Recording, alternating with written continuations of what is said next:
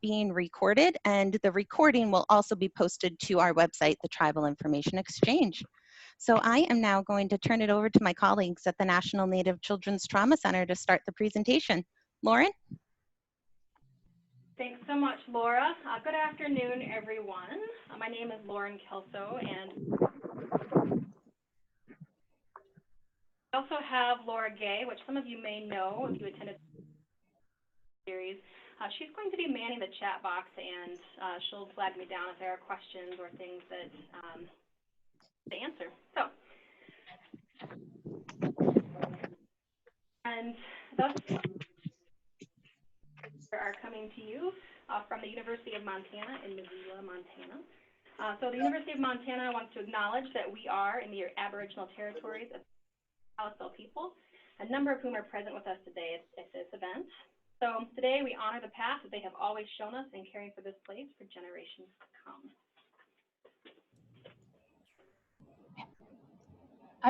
I can't hear. Is there, I don't know if there's something with the microphone. Oh, could you hear me at all? Barely. Now I seem to hear you better. Okay. Would you like me to start over again? That's great. That would be great.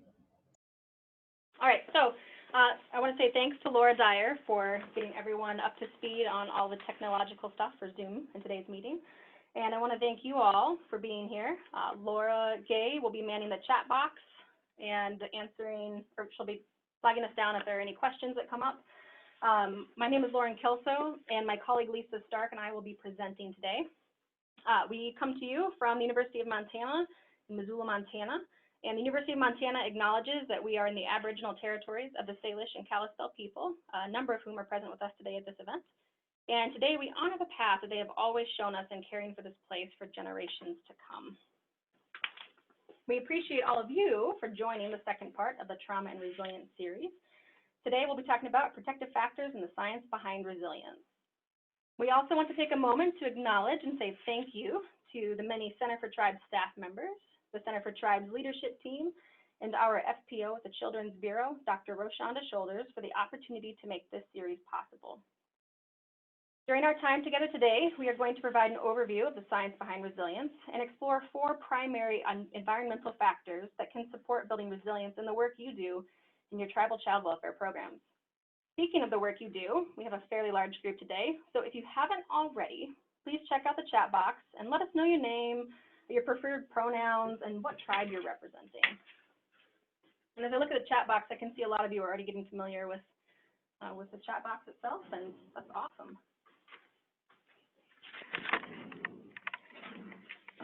So in today's webinar, we hope that as we collectively gain a deeper understanding of resilience and how to support the individuals, so children and adults, families, and communities we serve through our tribal child welfare programs, that we're going to be better equipped to do our work in a trauma-informed and trauma-resilient way. Again, if you have any questions while Lisa or I are presenting today, please post them in the chat box. Laura Gay will be keeping an eye out on the chat box for us. And if there are any questions that we cannot answer or get to today, then Lisa, Laura Gay, and I from the National Native Children's Trauma Center will spend some time reviewing them and provide a response to any questions via email that weren't answered today. All right, next slide, please.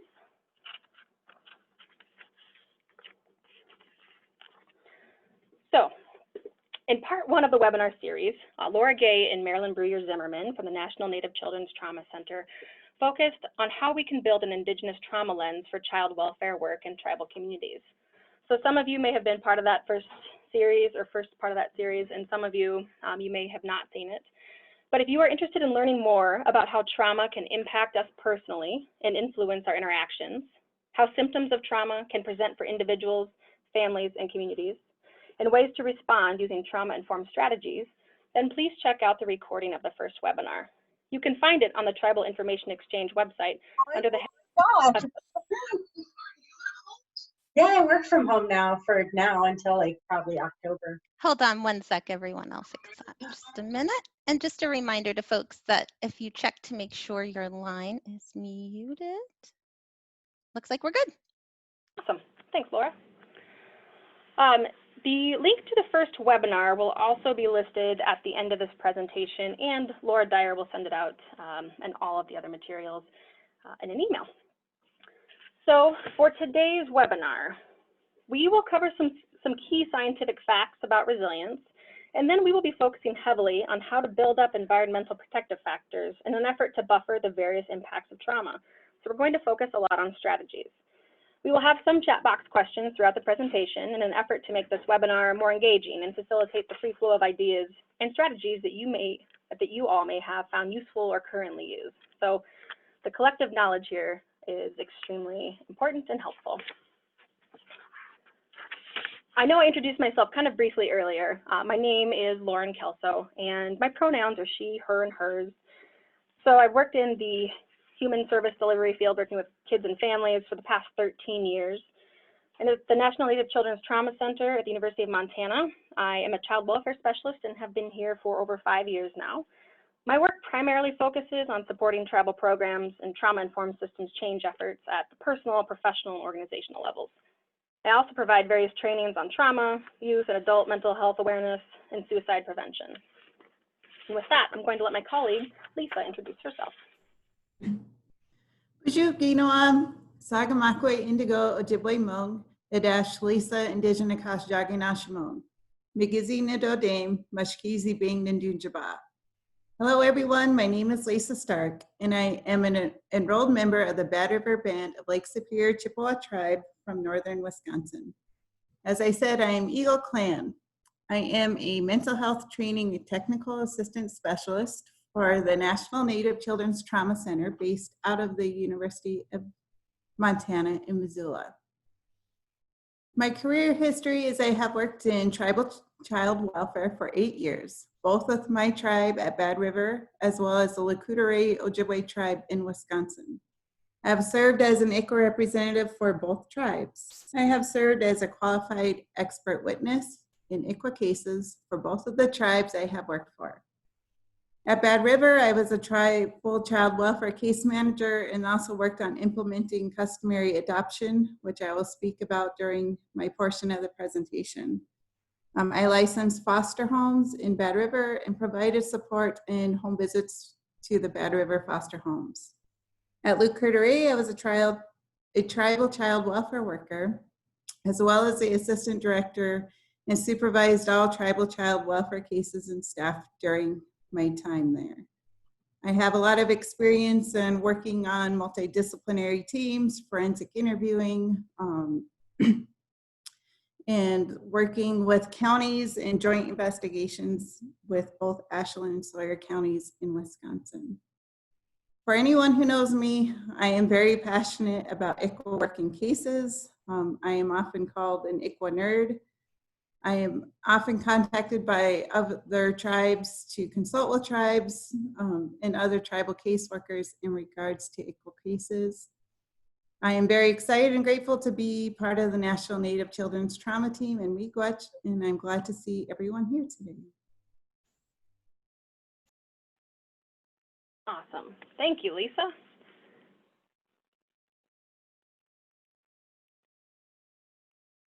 we get the next slide, please? So before we jump into today's webinar and really dive into the content, I want to talk about this disclaimer. It's kind of a note of caution that we like to start out with here at the Trauma Center.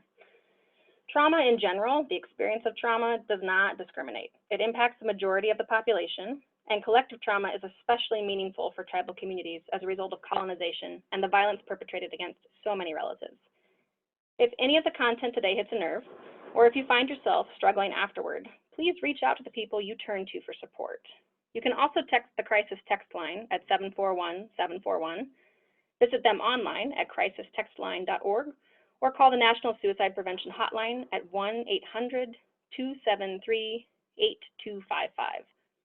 Both the Crisis Text Line and the National Suicide Prevention Hotline are free services and are open 24 hours a day, 7 days a week.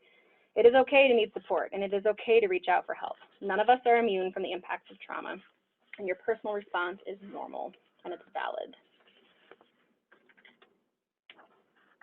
Next slide, please.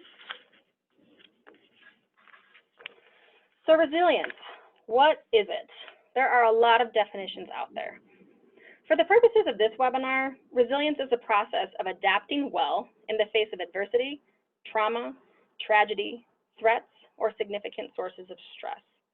It is that ability or that set of capacities to positively adapt and keep ourselves in balance when we hit a bump in the road or face major obstacles. One thing I do want to note here is that resilience is not one's ability to bounce back. What we know about trauma is that the experience is deeply personal and people are changed in different ways, even if they experience very similar traumas. There is a big difference in coping with what has happened versus adapting in a positive and healthy manner. In other words, resilience is the difference between surviving and thriving. Coping skills are absolutely essential for survival. And when we have support in our environments, we can turn those coping skills into positive adaptations. Resilience is something that can exist naturally. We're not born with it, but we might have more of a predisposition to be resilient to things. Resilience requires being built. It requires positive and interactive relationships. And resilience is something that can also erode. So this doesn't just apply to kids.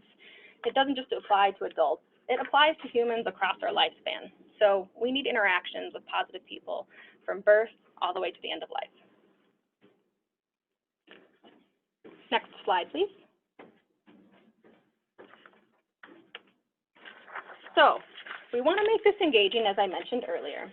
So in the chat box, think of someone in your life, and it could be a child or an adult, who's overcome stressful experiences or traumatic events. And pick one. From your perspective, what helped the person positively adapt and develop their resilience? What were those factors? And again, go ahead and type that in the chat box. For those of you who are joining by phone, you can unmute yourself and participate that way as well.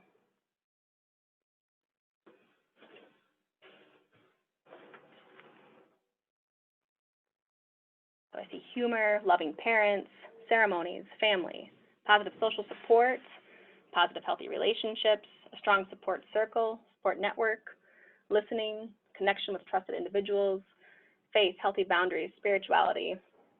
Oh, I can't keep up. Venting, strong networks, culture cures, prayer, family and friend support, spirituality, church, love, positive support, a listener, empathy, having at least one adult to confide in, exercise, having control over decisions after the fact, moving to a new location, grandma who's always been there, a strong sense of self, belief in self, sports, clubs, family and friends, spiritual support, positive role model, music. So lots of positive things.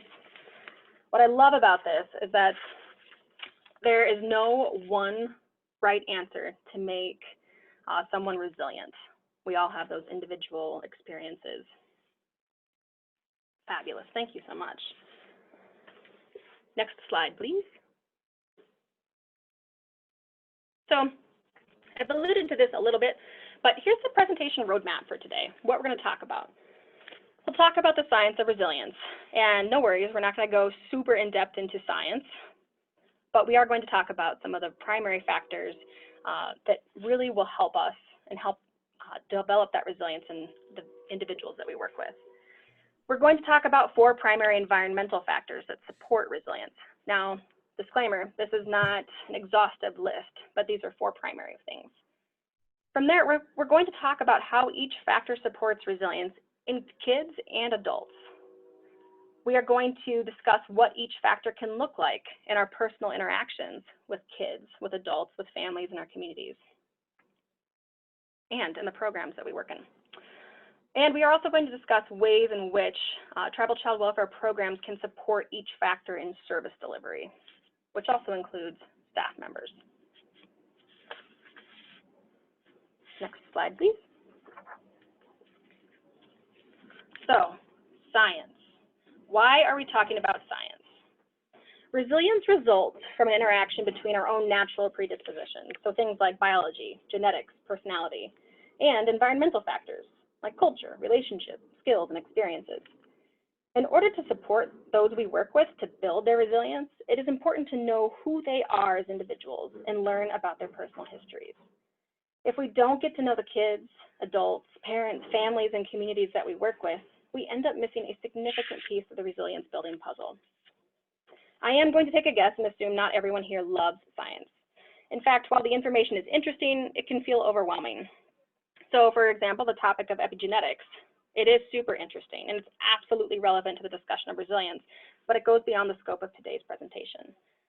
So we are going to keep the science portions short, sweet, and to the point, so the information is easy to apply to the work you do and the interactions you have with children and adults. Some of you may have watched the pre-learning series that the Center on the Developing Child at Harvard University put out. And it's 3 short videos, about 2.5 minutes in length for each of them. The Center on the Developing Child at Harvard University has a lot of resources about the impacts of trauma, the impacts of child abuse and neglect on the brain and the body and relationships, the importance of early intervention, and the importance of building resilience and how to do it. They also developed the Resilience series, which includes those 3 short videos I talked about that cover what resilience is and why it is so important to promote resilience in children.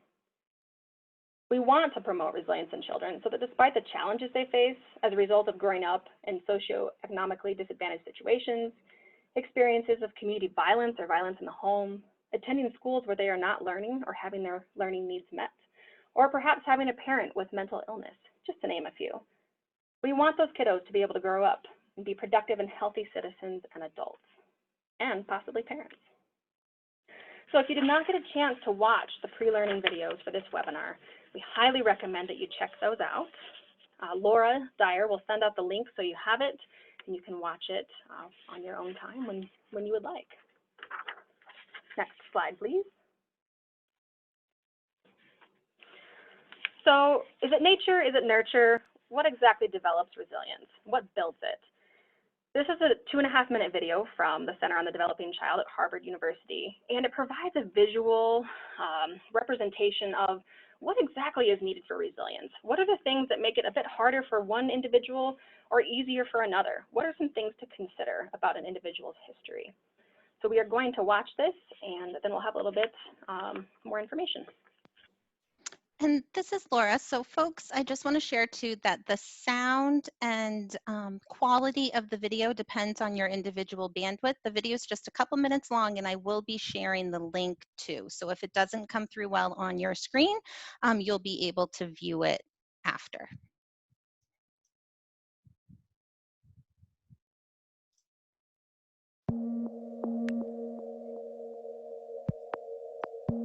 Resilience is the result of a highly interactive process between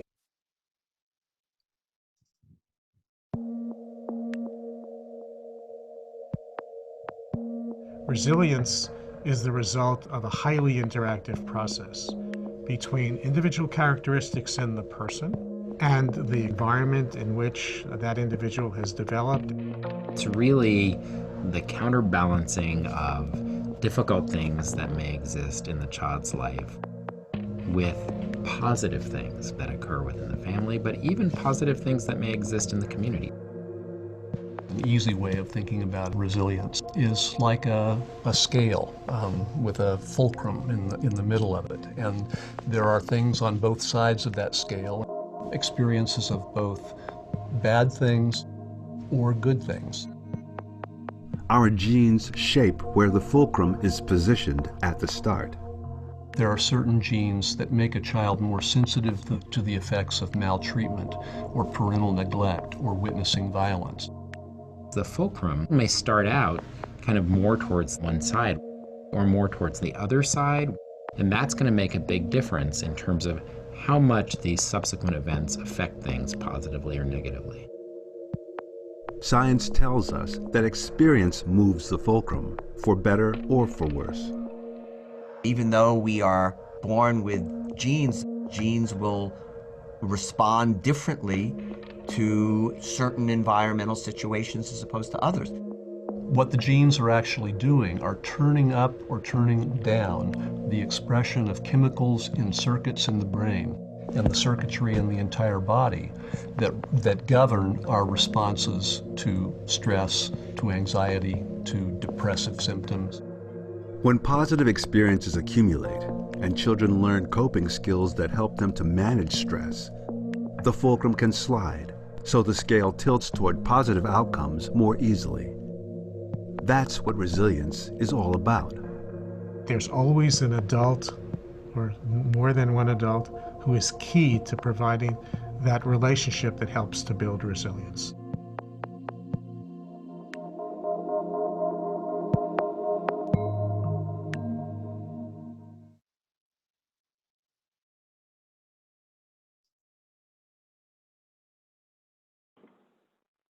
So that video, it's short, it's sweet, it's to the point. What I really want to highlight is how important it is to have that interactive process, to have that experience with someone, and to develop and build that relationship so we can develop coping skills and have those positive interactions with communities and family members and other supportive and healthy adults. One thing I do want to note, the interactive process, developing those healthy coping skills, are things that don't just happen when a child is going through their school-aged years. This is something that we can think about in terms of prevention strategies. So programs for moms who are expecting, maybe young fathers, those who are getting out of perhaps prison or jail or some type of incarceration, and they're getting reconnected with their community or their family members. Programs that support healing and breaking those cycles of generational trauma before they occur. So thinking ahead and wondering, how can we get in there and disrupt this cycle? And how can we do that through an interactive, positive relationship building process that creates a positive experience? So as we dive into environmental factors that support resilience, keep these things in mind. What is it that works for you to build resilience, and what has worked for those you have worked with to build resilience? Maybe what hasn't worked so well. And then we will have more chat box questions as we go along, and that might give a little bit of a different perspective as you answer those questions. So now I'm going to turn this over to Lisa, and she is going to talk about culture. You coach Lauren. In order to start talking about connection to place and cultural identity, I need to talk about belonging. I'm going to speak to you today about the Ojibwe teaching of Ndana Kobijigun. Although this is an Ojibwe teaching, you'll be able to see that this teaching within the tribal nations you are from or you work for. This is a universal teaching across tribal nations. And after just watching the nature or nurture video, you will see that this is the cultural explanation of the same thing that was just described in that video. The word Ndana Kobijigun speaks of belonging. It is a source of our culture, and it is a source of our resiliency. In English, Ndana Kobijigun translates into great-grandparents and great-grandchild. It is used to refer to either and both individuals.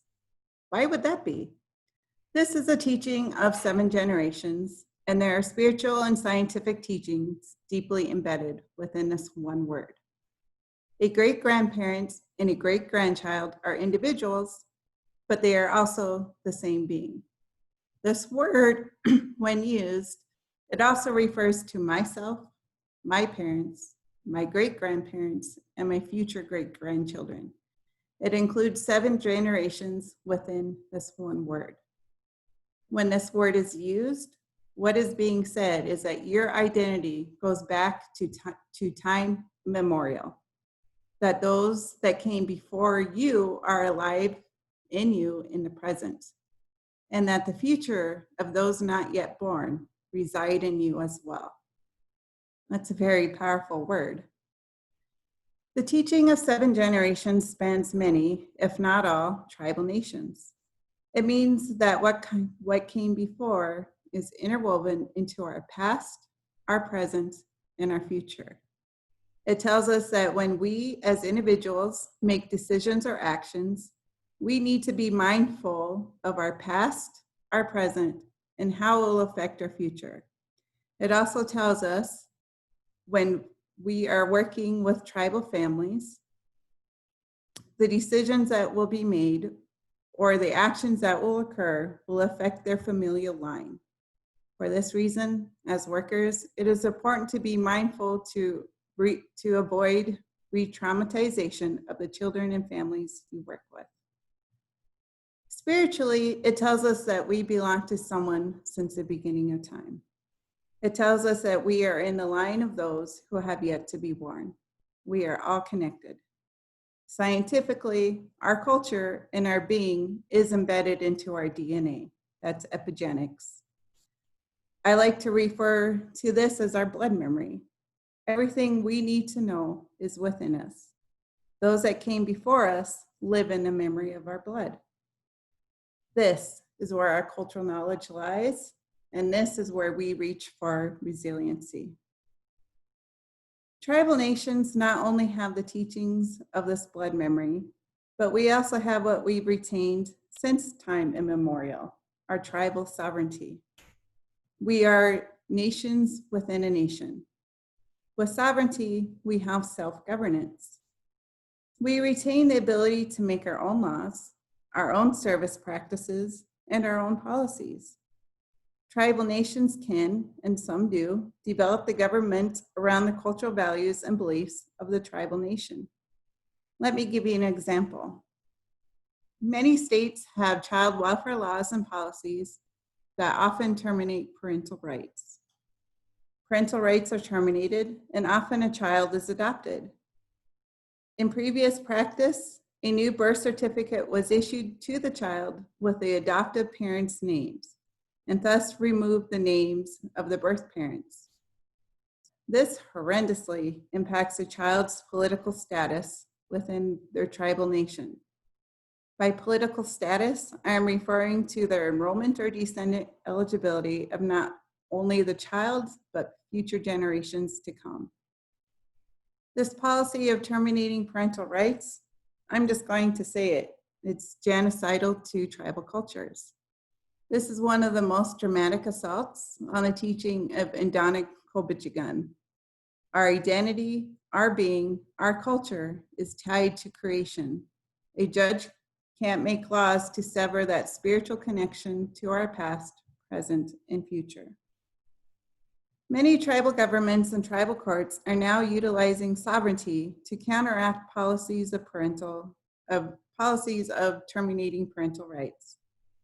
They have created alternatives to providing a child with a legal guardian without terminating the parental rights. The cultural values and traditions of the child are being maintained and protected by not terminating the parental rights, but rather appointing others to step in to make the legal decisions and providing care for the child. This is called customary adoptions. It suspends a parent's ability to make the decision, legal decision, but it still recognizes the cultural, spiritual, and familial bonds between the parent and the child. Instead of adoptions occurring at state or county levels, tribes often transfer the cases into tribal courts to assure that customary adoption occurs and that it is culturally protective of the tribal family involved. Our children will one day be our elders. They need to know where they come from. They need to remain connected to their tribal lands. If they don't know their connection, it is the role of the tribal child welfare workers to connect the children to their ancestral lands. It is a role to maintain not only the child's belonging, but those yet to be born. Next slide, please. Oh, and the next slide.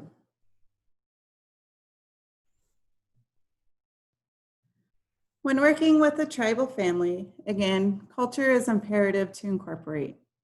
Current welfare systems often only work with a parent and a child. However, culturally, a worker should be engaging aunties, uncles, and grandparents. From the beginning of offering services, the role of the worker is to establish a relationship with the child, the parents, as well as the child's other family members.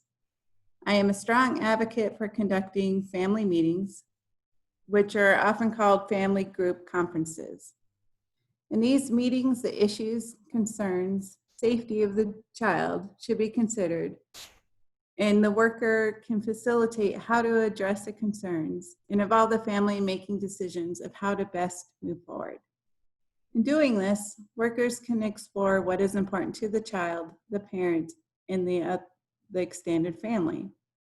This is an opportunity to ask questions and create safety and care plans for the child and the family.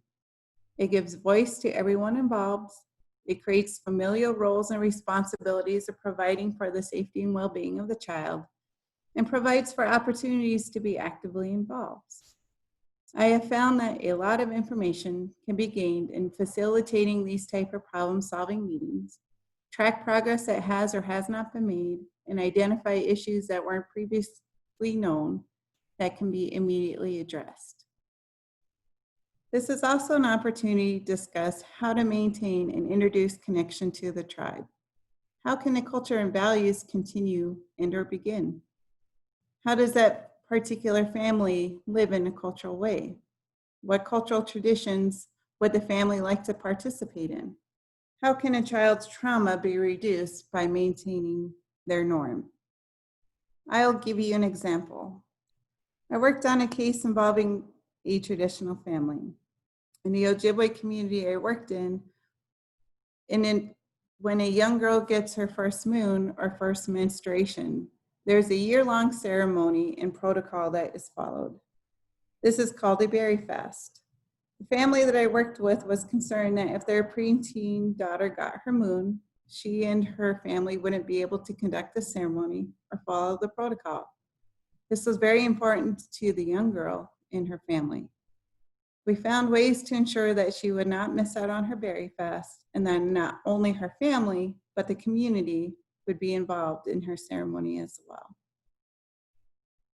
A tribal worker needs to ask the family how to maintain connection to culture and community. Each family is different, and each family will have different values, culture, and traditions they follow. It is the role of the worker to individualize the needs of each family. This can also be an opportunity to introduce new and healthy cultural activities to a family. This can be an opportunity to show that tribal cultures have healthy and healing opportunities. Does anyone in the family want to make dance regalia and start dancing? Does anyone want to attend sweat lodges to address the adversities they are facing? Are there language tables that the family can attend? Are there ceremonies the family plan to attend or would like to attend?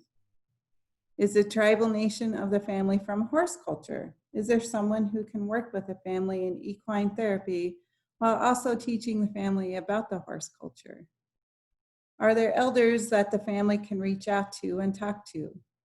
Are there LGBTQ or two-spirit considerations that need to be known and addressed? To who in the community can you connect the family with for cultural activities? Tribal nations are community-based. Our tribal nations naturally connect to each other and pull together. This is a cultural factor that you can tap into to help build resiliency, support, and connection. It is also very important of allowing a child to have a voice. Is that child of age that can make their needs known? Can a child be involved in decision-making?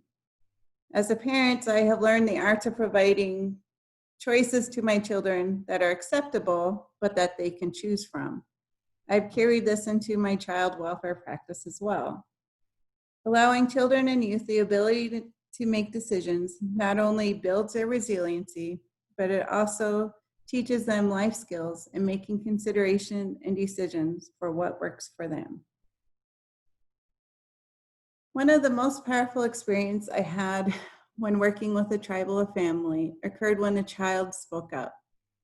The child's paternal and maternal families did not get along, and they often fought. It felt as if we were going in circles when the tribe was involved and intervened and had it in the court process. Instead of holding a traditional court hearing, the tribal judge created a circle of chairs. He sat the child next to him, had both sides of the family come, as well as the tribal attorney and myself, the child welfare worker. The judge started by saying that normally he doesn't involve a child in a court hearing, but he asked for the child to come that day and to speak. He gave the child free rein to say whatever he wanted or needed. No one could interrupt the child while he was speaking. After the child spoke, the judge allowed each individual family member to talk without interruption. Lastly, the judge allowed the tribal attorney and myself as a tribal child welfare worker to speak. The child spoke and said how all of the fighting hurt him because he loved everyone and wanted to spend time with everyone, but that he felt that he was in the middle. He felt as if he had to choose between both sides of the family. He had talked about the importance of him being able to go to his grandmother's house, whom a parent had forbidden him to go to due to the personal grievances between the parent and the grandchild, or the grandmother. He talked about wanting and needing to go fishing and racing with his dad. The outcome was extremely powerful. The family did not know how the child was feeling torn. They made a plan to allow the child to have time with both sides of the family, and they created safety rules of what that would look like. The tribal judge at the time was also a trained peacemaker facilitator. When he recognized that the tribal court process was not working for the child and the family, he took off his judge robes and facilitated as a peacemaker. This made the difference for not only the child, but the family as well. It is my hope that after today's webinar, you will start conversations within your tribe of how changes can be made to support tribal children and families in ways that cultural knowledge is implemented.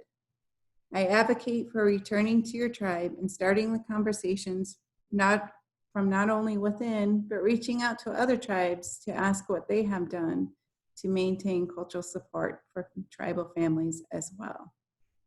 Next slide.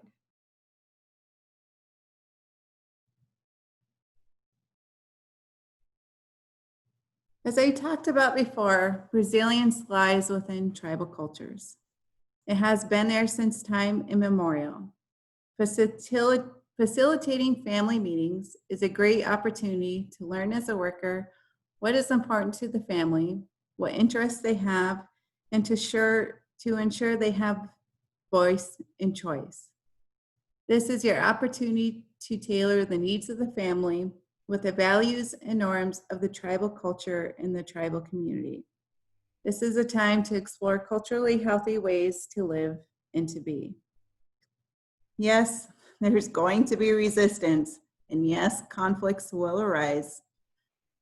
This is the meat of addressing the concerns and safety of the child and the family. This is when the worker steps up and to facilitate balance and to maintain the cultural identity of the family. It is not just the child who needs resilience. Adults need new ways of tapping into their blood memory to dig for the resilience as well. It is a universal teaching among our tribal nations that we need to address the mind, body, and spirit. What are ways you can do that? Ideas can be talking to an elder or spiritual advisor in a community, or even a therapist or counselor that is culturally competent to address the mind. Our tribal cultures are rich with spirit opportunities. This can be in a form of ceremonies, sweat lodges, dancing, or even learning the language. For body, we know exercise helps immensely. How can agencies and workers assist families? I'm fully aware that tribal nations are faced with a lack of resources and often lack of funding. I have seen communities create feast and talking circles in which everyone brings a plate to share. I have seen communities create walking, biking, or running clubs.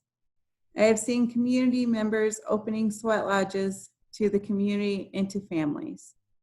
I've seen tribal communities create their own sobriety meetings, sober activities, and support groups. We know how to pull together for our community. That is a strength of our culture and resiliency.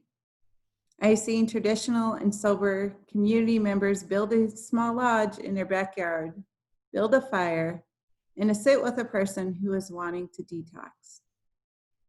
We are all connected. We are all related. We are not just workers. We are loving, caring, and compassionate relatives and community members helping others in their time of need. I encourage to see yourself as an auntie, as an uncle, as a grandmother, as a grandfather, as a brother, or as a sister to help the community members you are tasked to help. Next slide, please.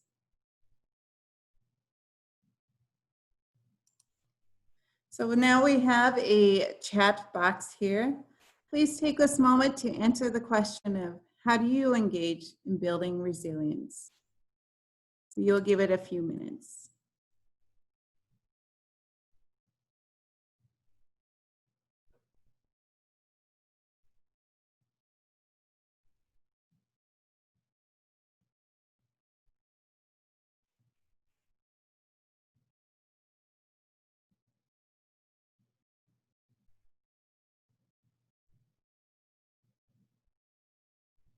So I'm seeing that offering encouragement, support, advice, resources, being consistent, focusing on strengths, compassionate listening, encouraging coping skills that could help the child or the family, the 7 C's of resilience.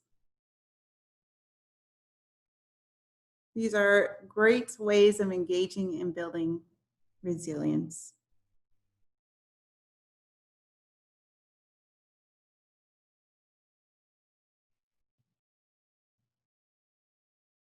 Honoring family strengths,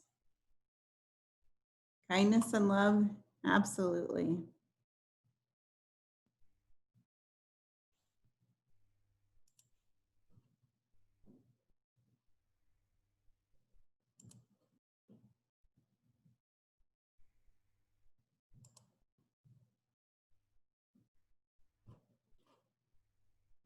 Giving it a few seconds here.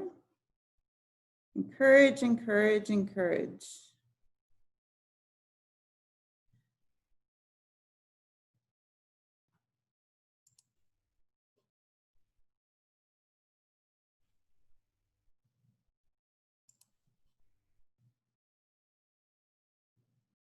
Building safety walls. Yep.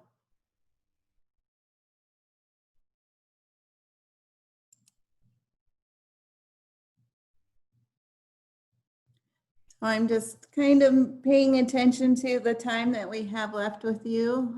Please feel free to keep adding to the chat box because we do want to leave some time for questions and discussion a little bit after. So I'm going to be kind of moving on. If you can do the next slide, please, Laura. And the next slide. We'll be focusing on relationships. Has anyone seen memes on social media that states, I was this many years old when I learned, like blah, blah, blah. As a child welfare worker, I had this experience just last fall. Although I had spent about 8 years in a child welfare field, I was attending a 5-day family engagement training in which the presenter stated, it is not the child that needs the placement, it is the agency. Think about that. We work in systems and federal, tribal, and sometimes state guidelines that dictate placement requirements. But yes, a placement is needed by the agency more so than a child or the youth. At times, we tend to follow what the system is telling us rather than our own cultural knowledge and resources tell us. Tribal communities are based around kinship. I can't speak for all tribes because each tribe has their own different and complex cultural kin structures. But what is universal is that our tribal nations have more cultural kin options. Many of us have clan systems. As I said in my introduction, I'm from the Eagle clan. That means my clan members culturally are my family members. My clan members, who are considered my brothers or sisters, then become aunties and uncles to my children. In my tribe, we also have what are called Wai'es. Our Wai'e is an individual or several individuals who give us our spirit name. Wai'es have a very special and unique relationship. Wai'es can, and often do, override parents. It kind of becomes like a little fun joke. For example, as a parent, I may decide that my child shouldn't have a triple cone ice cream cone. However, my child's Wai'e may provide my child with a quadruple ice cream cone, and out of respect to that special relationship, the Wai'e wins. In our tribal cultures, we have the making of relatives ceremonies. We are not only born into our biological family, but by ceremony, we can culturally adopt non-biological individuals into our families. This provides us with more culturally acceptable relationships that can provide love and support to the families you work with. It can also be someone who you reach out to provide for caregiving if needed as well. It is important to also speak to a child and to ask if there is someone that they trust. Maybe it's a teacher, a coach, or a neighbor. It is also important to talk to adults and ask the same questions. Who can an adult reach out to for support? Who can we connect you to provide protection and safety around a child as well as the adults? I have seen teachers step forward to become stable caregivers or a stable support person for a child. In helping build support systems around the tribal family, we are helping to build resilience and safety as well. I would also like to mention that tribes should be pushing state and county agencies to recognize cultural kin as family members. Many states, due to pushing from tribal nations, have created state guidelines to match the federal ICWA guidelines. States have even gone so far as writing directly in their statutes that the tribe has the ability to determine cultural kin. If a tribe indicates that cultural kin are indeed family, the state will acknowledge and support cultural kin as family members and resources for the safety and stability of a child. If your state doesn't already bring tribal nations to the table, I encourage you to push for this. In Wisconsin, for example, the state's Department of Children and Family and the Department of Health and Services meet quarterly with tribal nations and includes tribes in discussions involving legislation and mandates that affect tribal communities. Tribal workers are asked to sit on boards, committees, and working groups, often at the state level. Building relationships just doesn't occur only at the micro or community or family level. As tribal nations, we also need to build relationships on the macro level with states and federal governments for the safety and well-being of our tribal communities. This allows us to better provide protective factors within tribal communities by establishing relationships at the macro level. In Wisconsin, tribes have been effective in changing laws and policies for county workers who work with tribal families due to this macro level work. Due to this working relationship between tribes and the states of Wisconsin, it is now mandatory for all county social workers to receive foundational training on working with tribal families. These trainings are conducted by tribal child welfare workers. Next slide.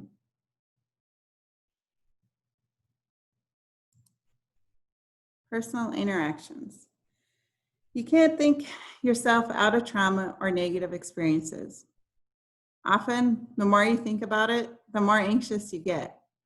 As humans, we are wired to feel our feelings, and we need someone who we can trust to show our feelings to and emotions to, which begs a question. Who is that safe person for a child?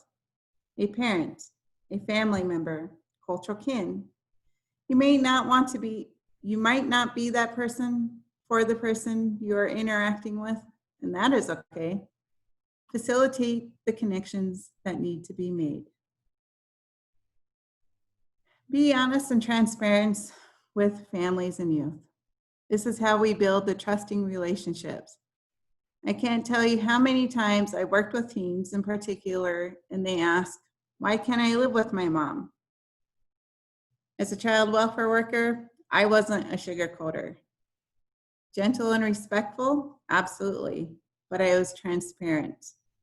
I would say, your mom is struggling right now and can't provide a safe home for you right now. She is still your mom. She loves you very much, but she just needs to focus on her health right now. We are working on helping her, but until then, this is why you are at your grandma's. Or if a teen said, why can't I be at my auntie's? I would tell them I would absolutely consider the auntie and follow through with checking it out. I'd work out situations such as a teen is with a grandma during the week and his aunties during the weekend. As a worker, be open, be creative, and advocate for maintaining connections that are important to the child and the family. Next slide.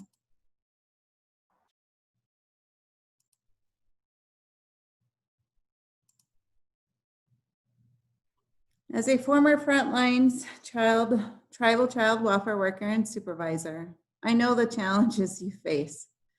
I know that tribal workers have heavy caseloads. I know you have a lack of funding and many times lack of resources. I also know that you are resilient. You are creative. You are in this field for the love of tribal communities and culture. I know the scrutiny you face and sometimes the politics, but remember, you are the relative helping your community members. You are the protector of tribal children, families, and communities. It is important that as workers in the field that you also find ways to build and maintain your own resilience. When you are tasked to help others with trauma, you also need to take care of your mind, your body, and your spirit. Please find ways to build your own resilience and minobima dizoin. Live the good life. I now turn this over to Lauren. Thanks so much, Lisa. It's awesome. And so much information that I think all of us can take away and incorporate into our practice and into our work with youth and adults and families within programs and the community. We're going to switch gears now and talk about executive functioning and self-regulation. So this is not nearly as exciting as culture and relationships, I can promise you that. What I can say is that this ties into a little bit of the brain science. So when we talk about executive functioning and self-regulation, we're really talking about the brain-body experience and how we can support that in facilitating resilience. So I don't recall off the top of my head, but I do know that our brains do not fully develop until we are in our mid-20s.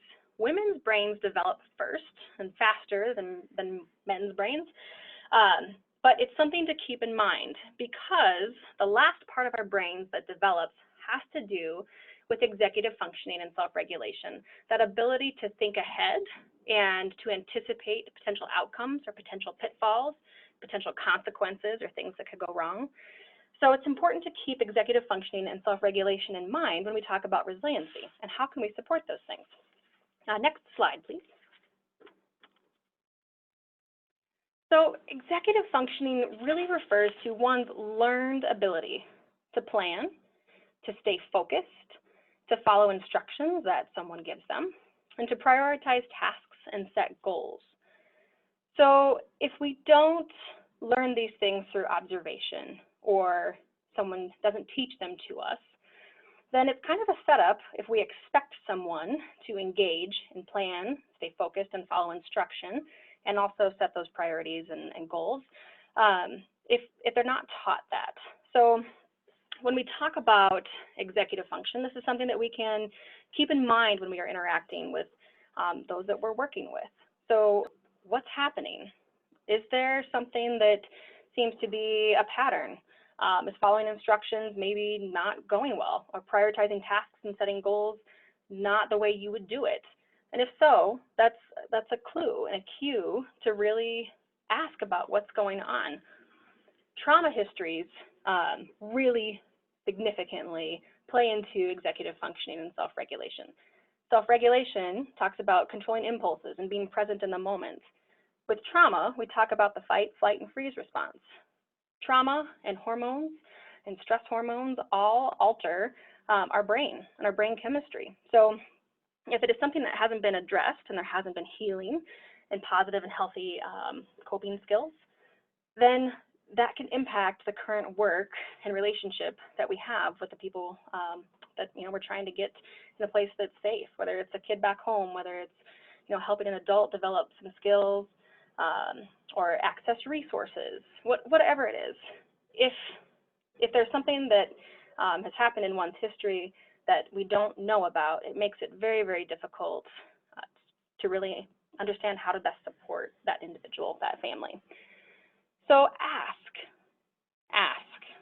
and be patient, because my guess is none of us would want to sit in front of someone who has power over us and tell them all of our trauma history or the things that scare us.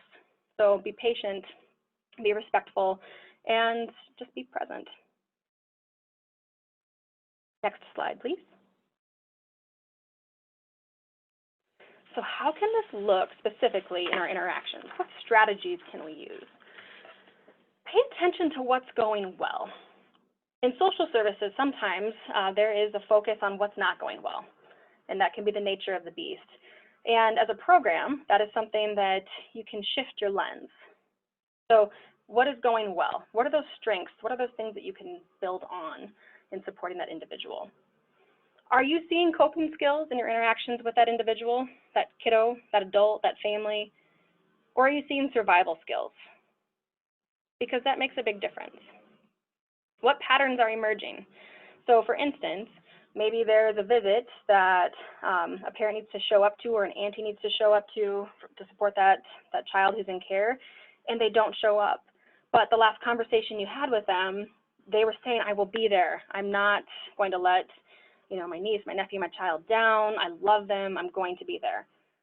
So have a conversation. Maybe it's something along the lines of other family issues coming up. Maybe it is something to do with work. Maybe they don't feel comfortable asking for time off of work. Maybe there's something else. You won't know until you ask. Really reflect back on the tasks that a child or an adult or a family is doing really well. What are those strengths? What are those positive things that you can see? What are you observing? Because my guess is, for all of us, when we get that positive feedback from the people that either have power and control over us, or love us, or live with us, it feels good. And it puts us in this place where we want to do better and we feel like we're supported. Next slide, please. So how can programs support executive functioning and self-regulation and really build that resilience? Clarify the needs and priorities. So is it the need and the priority coming from that program itself? Is it coming from the individual worker, or is it coming from the family? So those priorities, when they are out of line, can really lead to some headbutting and appointments being missed, or less interaction, and it can get a little frustrating for everyone involved. For families, think creatively. Same with kids, same with adults. If you are speaking directions to someone and there's a pattern that they're not following through, or perhaps they don't remember them, can you write them down? Is there something else going on? Maybe there's a trauma response within their own bodies, and having that written down would be fabulous, and it would help them, and they'd really appreciate that. We don't know until we ask or until we try some new things. And support healthy adaptations. So if there is, another family member who wants to join in and take notes and support that adult or that child and whatever it is they need to be doing, go for it. Because resilience is really about that interactive process. It is about trust. It is about experience and relationship. It's positive. So if you can support those healthy adaptations in a very positive manner, that's a good thing. Next slide, please. So building mastery. What are we talking about with building mastery? Mastery really focuses on control. So that confidence, that feeling of I can do this. I am worthy of it. I am capable of doing it, and people believe in me. When we talk about building mastery, we talk about it in how it supports building that resilience, how it is interactive, how it develops those positive, healthy, and supportive relationships. Next slide, please. So in any service system, there is always an element of power over someone, always. And if any of you have experienced that or have family members who've experienced that, it might feel like you're not in control over what's going on. And when we are not in control of what's going on, we will do just about anything as humans to gain control. So what can be done with kiddos, with adults, with families, even in the community, to give one a sense of control over their own life? So one thing I like to think about in terms of building mastery is if there are treatment plans or treatment goals or certain criteria that need to be met before a child or even adult may return home. How can you do that with that individual and have them give input and develop a plan that works for them and meets the needs that they identify? Building mastery is also this belief in I can do this. Things have been hard and I can overcome these difficulties. I have the skills to do it. I have learned how to do this. I'm capable. I am able. I'm worthy. So that belief in one's personal ability is extremely important. Knowledge of one's ability to accomplish what they put their mind to. So if there's something that you have done in the past where you didn't think you could do it, and then afterward it's like, hey, this is awesome. That helps build mastery, and it helps build that positive regard for oneself, that confidence. Confidence is important. Confidence is healthy, and it can really change the trajectory of a case. It can change the trajectory of one's relationship and working relationship with others. Next slide, please. So about building mastery in terms of personal interactions, like how can support happen in one's program? With anyone, with a child, with an adult, with a family, do with instead of doing for. So having that conversation, bringing people to the table. What is it? How is it going to be defined by that child, that parent, that family, the community? What does mastery look like? What does health look like? What do those relationships and bringing culture in and infusing it with all the work that's being done, what does it look like? What does that family want? What does that child want? What does that adult want? Celebrate successes. So sometimes if we think of successes, we think of the really big things. So, a kid is back home, an adult is safe and capable and able, and a family is able to come in and support that child being back home, and it's awesome. Yes, that's a huge success, and it is something to celebrate. But if we forget the small things along the way, then we're not getting that positive input, that positive regard, that positive relationship, and that confidence that we can do things. So when we build mastery over our lives and within our lives, it helps us, and it helps kids, it helps adults, it helps families, it helps communities knowing I can do this. I can absolutely do this. So when things get hard in the future, because life throws curveballs at all of us and for those that we work with, there's a confidence about being able to go forward. Oh, someone just noted milestones, graduation, first catch, sharing elders, small successes. Absolutely, and those are big ones too. It's Great example. Thank you. All right, next slide, please.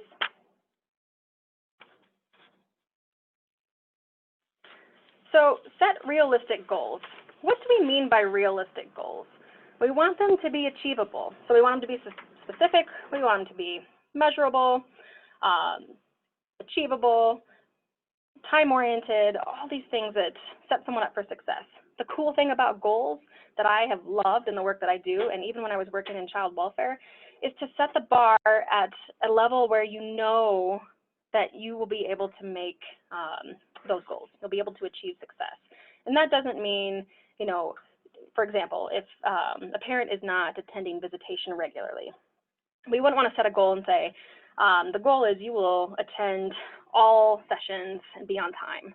Well, it's kind of a setup because life happens.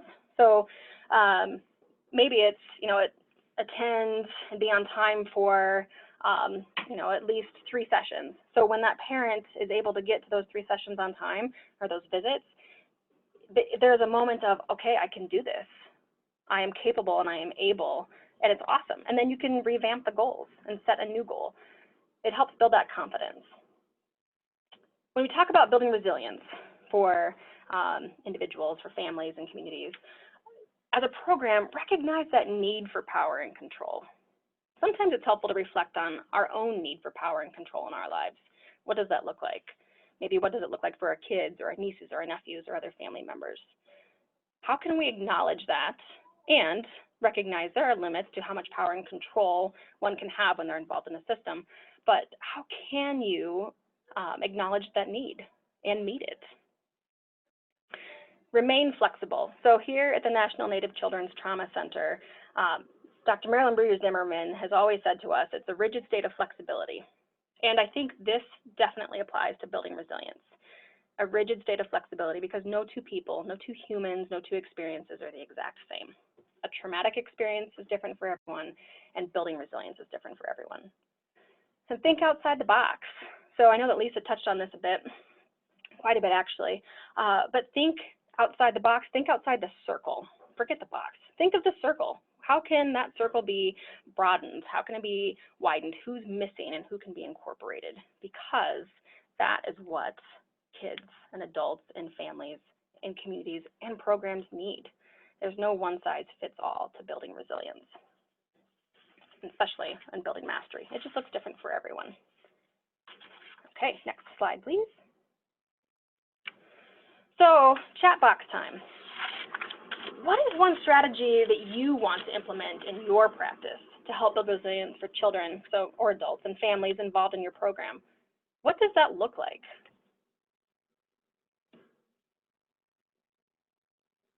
We'll take a few minutes here.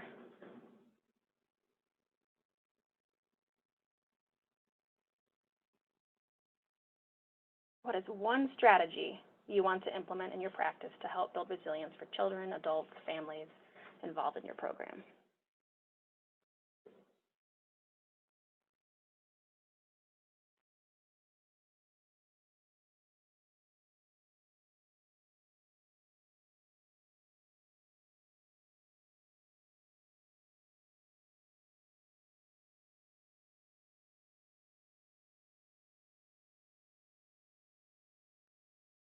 Empowering the individual and setting realistic goals.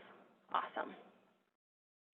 Experiential activities to learn, practice, and master new skills. Great. Ask more questions so they put into words what is important to them and get them to create goals. Choosing new people to be with. Allowing the children to be vocal about their needs or wants. That way they know they have a voice. Great. Family-oriented events and activities. Yes. Focus on what is going right. Communicate, talk freely, and be respectful. Setting realistic goals. Listen to the answers they provide and find out more information. Making a real connection. Training on power and control. Sometimes staff think their roles are to overpower instead of supporting families. Yes, that is common. It's a mind shift, and it's a program shift too. Doing with instead of doing for. Reminding myself that I can't do it for them. Yes. Exploring why something isn't working. Yeah, absolutely. Developing healthy coping skills, identifying the child's strengths. Awesome. Thanks so much, you guys. Include culture to build resilience. Absolutely. Embed it. Embed culture to build resilience. Fabulous. Okay. So before we go to the last slide, I want to open this up and, inviting the whole family, thank you. I want to open this up and ask you all if you have any questions or if there are things that you want to chat about in terms of resilience or know more about. Advocate for families and children, teach them to advocate for themselves. Thank you.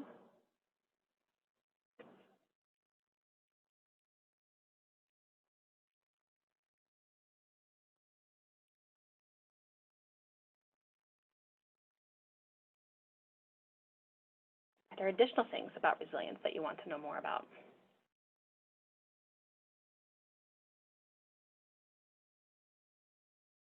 Will there be a transcript of what was said by presenters? That is a fabulous question. Laura D., is that something that is available?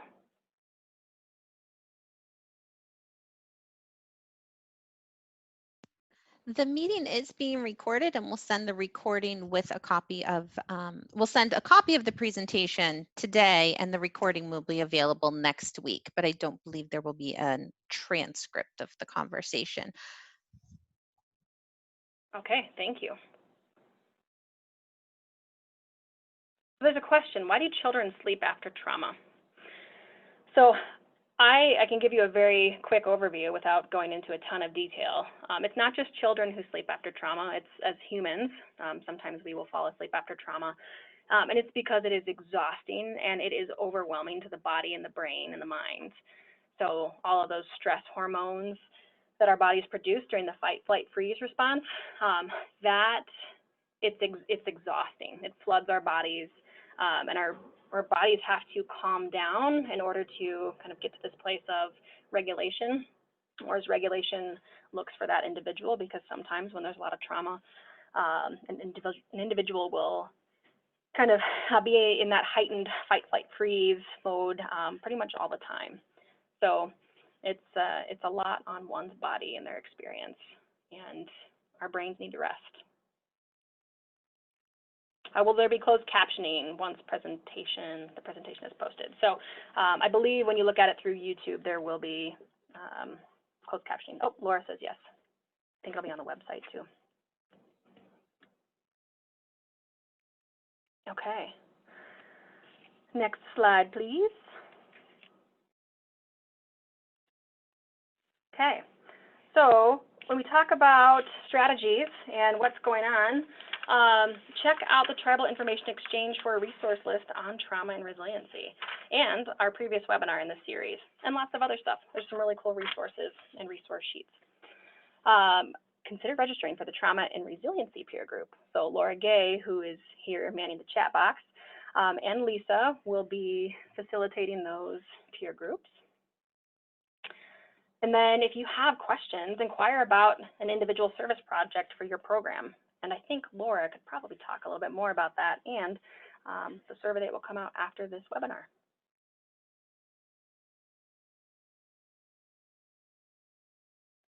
Laura Dyer, sorry. That's okay, two Lauras, I love it. So I'm posting the links to the resources that are on the slide in the chat so that you can click on them. And I'll also post the link to where you can learn more about the Center for Tribes and the contact information for accessing any of our services. The recording, I see a question in the chat, the recording will be posted next week, and we'll send an email out to everyone when that's available. So we will send the email with the direct link to the recording. And so you don't have to keep checking the website. We'll let you know when it's there.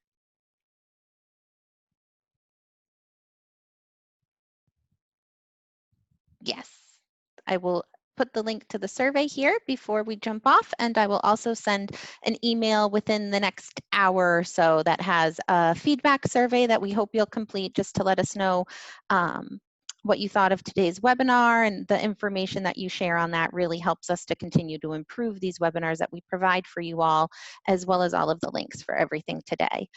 If you want a certificate, we aren't offering CEUs at this time, unfortunately, but if you want a certificate of attendance that just says that you were here and for how long, you can let me know and I'd be happy to provide that.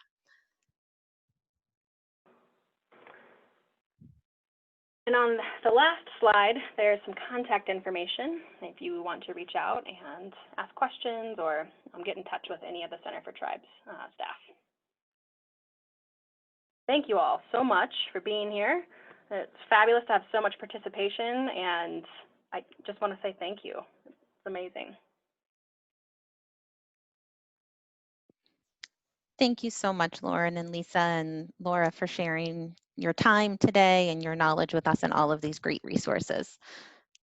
And thank you to everyone who's in attendance, and our federal project officer, Rashonda Shoulders, and our other colleagues from the Center for Tribes who are with us today, and all of the participants for just sharing your thoughts and sharing this time with us. We really appreciate it. Thanks, everybody.